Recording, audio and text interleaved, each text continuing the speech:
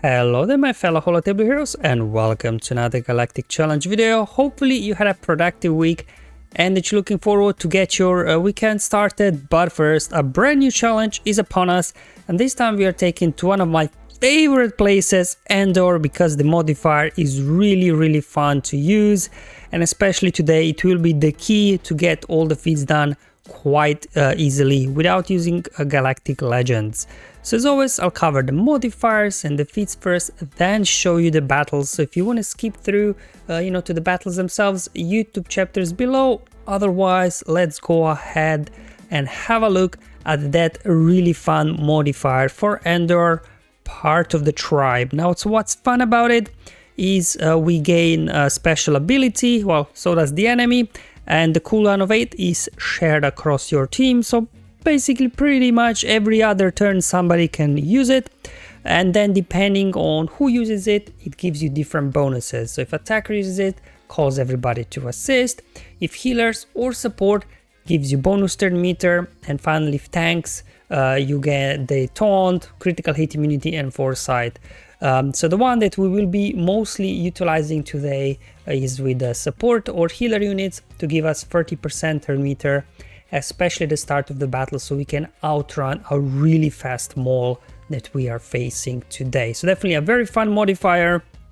Then we're looking at the Jedi modifier, not that great, a little bit of stacking damage, not really like something too crazy to help us out along the way. Now in terms of the modifier for Mandalorians, the code, it does quite a lot of things, but most annoyingly, whenever we deal damage to them, they all gain a stack of clan loyalty, and then for each stack of clan loyalty, they're getting extra counter chance. So as the battle goes on, they will be counter attacking more and more. So definitely utilizing daze and stuns or stealth mechanics that you avoid those counter attacks will help you to win today and unlock that max crate.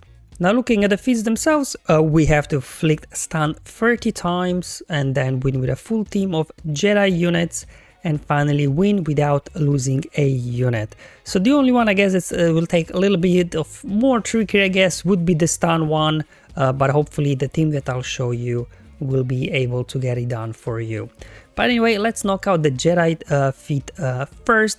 Now going in with Jedi Revan lead, even with extra speed from his leadership, like was not able to go first at 325. Now I did bump Revan speed to 339 and this allowed him to go first, but I appreciate having that good mods for many of you there just won't be realistic. So I decided to bring back speed down of my Revan to 325 where it normally is, and instead we'll be utilizing Shakti to start our train rolling, because getting her speed above 340-ish speed is gonna be much, I think, more realistic for many of you out there than trying to get Jedi Revan to be 340 speed. But anyway, just want to show you the speed on my Shakti, which allowed her to go first, and then we will be utilizing that part of the tribe ability that we do get, and because Shakti is support, she will grant everybody turn meter. So you can see Maul is supposed to go after Shakti, but this we push now turn meter to the team with parts of the tribe. Now Revan can go, mark Maul, and we just go all out on Maul. Here, very important to land the daze on Kars, so you stop his bonus turn meter gains. And now we just keep going after Maul. We just have to get him down as quickly as we can. Alright, there we go. Let's call assist on Luke. I think a couple of more hits and Maul should be going down. Let's get Jedi Wheel over on General Skywalker. There we go, Maul is down. Now at this point, you can probably hit the autoplay and win this battle quite easily. But because I was still trying to see if I can get stuns, so just trying to see if I can stall the battle long enough. Maybe like if we get damage immunity on these guys, like their Bam put damage immunity on himself and Karth. Maybe we can keep kind of cheesing, getting turns and things like that. Then Gar Saxon and Imperial Commando, they themselves as well, I think they have some sort of damage immunity built in. So I was thinking maybe, if you get damage immunity stuck on all of them, there you go, there's damage immunity on Gar, then maybe, just maybe, you could get 30 stuns out there, but I wasn't able to do it, unfortunately, so we will need another team for that, but maybe there's some potential, I guess, if you can somehow line up damage immunity on all of them. But the issue with using Luke and Shakti on their basic, they do dispel buffs, which means they will be dispelling that damage immunity from Gar and Imperial Commando. So yeah, something to bear in mind. And we're just spinning at the footage here because as I said, I was not able to stall hard enough to get the stun feat with the Jedi team as well. But it doesn't matter because the team that I will be using for stuns, it was very easy. Very straightforward to be used. There you go. Here comes the counter attacks from their modifier. Beskar Mando going into Whistling Birds. Let's take him down before he unleashes those. One more hit and there goes the last enemy. And this completed now the Jedi feat as well as the flawless one. But again, yeah, flawless one, not that much of an issue to complete, I think. It's going to really be the stun one. And for this one, I will be going with Palpatine and Mara Jade for obviously the turn meter train that they provide, and then so many stuns that Palpatine is getting out. Then I think Mara there on her basic, she can land the daze, which will be important to daze Maul. We need Throne in here for the fracture on whoever's got the taunt, which will be Gar Saxon. And then Count Dooku, he's got stuns on his basic and special. He can grant stealth to himself, so again stopping counterattacks.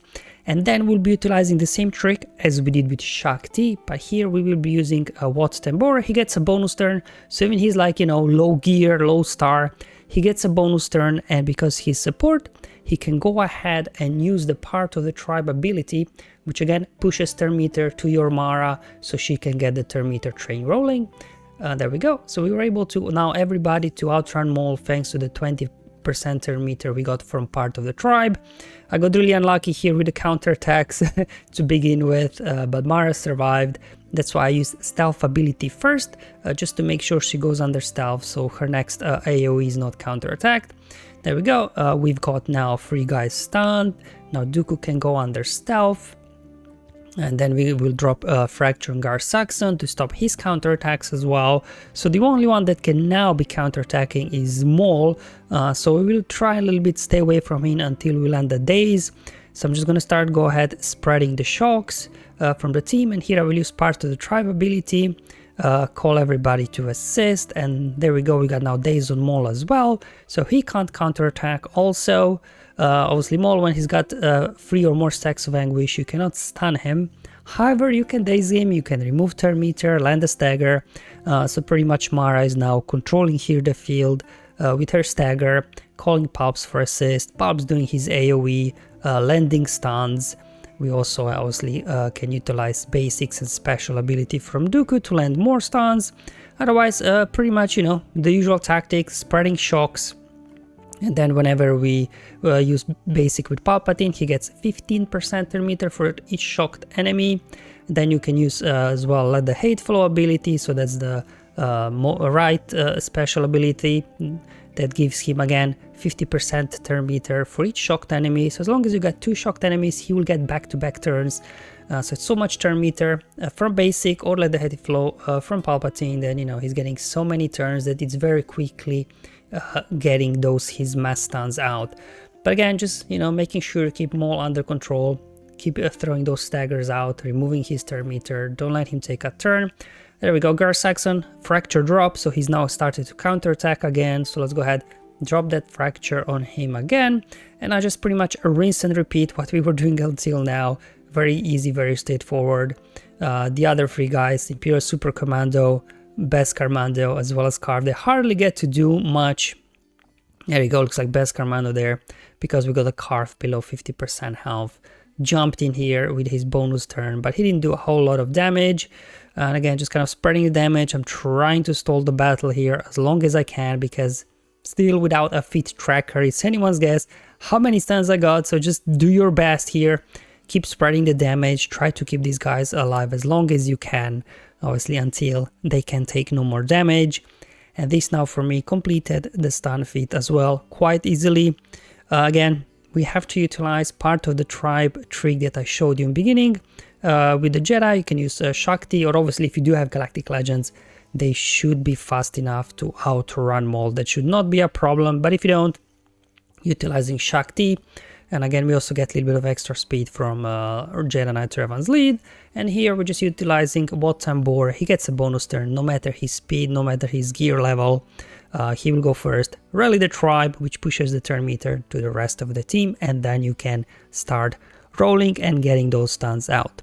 Thank you for watching, guys. I'll see you in the next one, but until then, have fun, enjoy your life, and may the RNG be with you, my friends.